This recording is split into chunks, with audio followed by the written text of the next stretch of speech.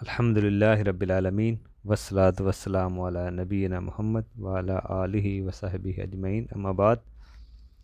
جنت کی نعمتوں کے بارے میں تذکرہ ہو رہا ہے۔ ابھی ہم دیکھیں گے کہ جنت کے مشروب پینے کے لیے جنتیوں کے لیے کیا کیا اللہ نے رکھا ہے۔ اس بات کو سمجھو، اس بات کو ہمیں سمجھنا چاہیے تاکہ ہم جنت کا شوق پیدا ہو۔ ہم جنت کے کھانے دیکھ رہے ہیں، کیا کیا دیے جائیں گے، پیچھے ہم نے دیکھا، اور جنتیوں کے لیے کیا کیا نعمتیں ہیں، جنتیوں کے مشروب کیا ہے۔ اس چیز کو سمجھنے کا فائدہ یہ ہوتا ہے کہ انسان کے دل میں شوق پیدا ہوتا ہے جنت کے لیے، پھر وہ عمل میں زیادہ جو ہے نا وہ عمل کرتا ہے۔ دیکھیں، اللہ کے جو مقرب بندے ہوں گے نا، ان کو جو مشروب دیا جائے گا وہ تسنیم، یہ بھی ایک چشمہ ہے۔ دوسرا رحیق، شراب ہوگی۔ دنیا میں یہ تو حرام ہے، گندی چیز ہے، لیکن جنت میں شراب ایسی نہیں ہے۔ مشک کی مہر لگی ہوگی۔ تسنیم یعنی کہ تسنیم کی ملاوٹ ہوگی۔ تسنیم ایک چشمہ ہے، جنتیوں کو سلسبیل چشمے سے پلایا جائے گا، تو سفید شراب ہوگی، اور شراب بھی طہور پلایا جائے گا، کفور والی شراب پلائی جائے گی۔ یہ جنتیوں کے لیے انعام ہے اللہ تعالیٰ نے جو رکھے ہیں، جو اللہ تعالیٰ کی تابع داری، فرما برداری، اللہ تعالیٰ کی بتائی ہوئی احکامات پہ، نبی کے طریقے پہ جو لوگ چل کے آئے ہوں گے، ان کے لیے یہ سارے انعامات ہیں۔ آج دیکھیں، دنیا کے مشروب انسان کے لیے پینا بڑا مشکل ہے، بڑے مہنگے مہنگے مشروب ہیں، ٹھیک ہے نا، وہ بڑا مشکل ہے، تو لوگ پینا پسند کرتے ہیں دنیا میں بھی اگر آپ دیکھیں۔ اسی طرح میٹھا پانی، شہد، دودھ کی نہریں ہوں گی، جو اپنے محلات میں جنتی ہر محلات میں وہ لے لے گا، اپنے محلات میں وہ نہر۔ اسی طرح ذائقہ کبھی نہیں بدلے گا۔ دنیا میں آپ دیکھتے ہیں چیزوں کے ذائقے بدل جاتے ہیں، دوسرے دن ہی اگر فریج میں نہ رکھیں، ٹھنڈی جگہ میں نہ رکھیں، چیزوں کے ذائقے بدل جاتے ہیں، لیکن وہاں پہ چیزوں کے ذائقے بلکہ بڑھیں گے، بدلیں گے نہیں، ختم نہیں ہوں گے۔ تو جب جب آپ کھائیں گے ذائقہ بڑھتا جائے گا، کسی چیز میں کمی نہیں آئے گی۔ جنت کی شراب سے نہ چکر آئیں گے، لذت ہوگی۔ یہاں کی آپ شراب پی لیں گے تو انسان اپنے ہوش میں نہیں رہتا، وہاں پہ ایسے نہیں ہے، وہاں پہ لذت ہوگی، ٹھیک ہے نا۔ اور جو دنیا میں شراب پیتی ہیں نا، آخرت میں وہ محروم رکھے جائیں گے۔ بعض اہل علم کے نزدیک تو یہ ان کو پلائی نہیں جائے گی، چاہے چلے بھی جائیں، ٹھیک ہے نا، یہ بھی رائے ہے اہل علم کی، تو کیونکہ دنیا میں وہ پیتے رہے ہیں۔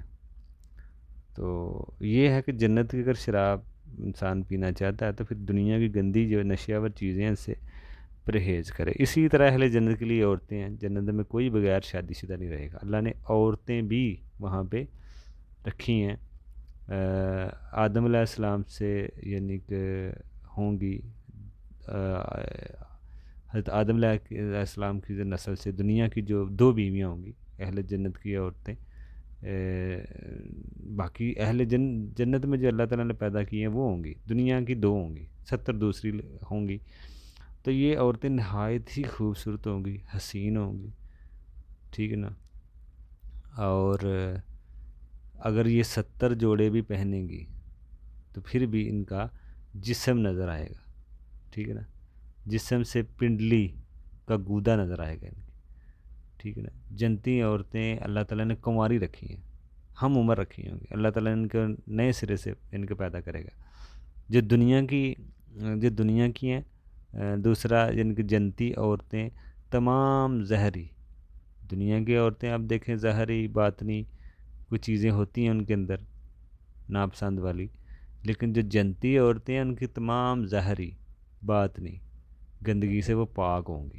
ظاہری جیسے حیض ہوتا ہے، عورتوں کو نفاس ہوتا ہے، باطنی یعنی کہ کہہ لیں کہ جیسے عورتوں کے اندر حسد، کینہ، بغض، غصہ، اس سے وہ پاک ہوں گی جنتی عورتیں۔ اللہ تعالیٰ فرماتا ہے ان کے لیے پاک صاف بیویاں ہوں گی جنتیوں کے لیے۔ دیکھیں، جنتی عورت کا دوپٹہ اتنا قیمتی ہے کہ پوری دنیا سے قیمتی ہے۔ اگر جنتی عورت اگر دنیا میں جھانک لے تو سورج کی روشنی کم پڑ جائے، سورج کی روشنی مانند پڑ جائے، ٹھیک ہے نا، اور پوری دنیا کو وہ روشن کر دے، اور وہ دنیا خوشبو سے بھر دے، ٹھیک ہے نا۔ بلکہ اگر سمندر میں وہ تھوک اپنا ڈال دے تو سمندر میٹھا ہو جائے، اتنا یعنی کہ اللہ تعالیٰ نے رکھا ہے انسانوں کے لیے، اتنی اتنی بڑی بڑی نعمتیں ہیں۔ دنیا کی عورت میں آپ دیکھیں، دنیا کی جو عورتیں ہیں ان میں کیا حسد بغض کینہ، لیکن وہاں پہ ایسے نہیں ہے۔ دنیا کی عورت میں سے ان کے دنیا کی جیسے عورتیں ہیں نا، ان کے شوہر ہیں، تو ان کے جس کے زیادہ شوہر ہوں گے دنیا میں، انہوں نے شادی کی، تو وہ کس کے ساتھ رہیں گی وہ عورت؟ جس کا اخلاق اچھا ہوگا، ٹھیک ہے نا، جس کا اخلاق ہوتا ہے، یعنی کہ عورت کو اختیار ملے گا۔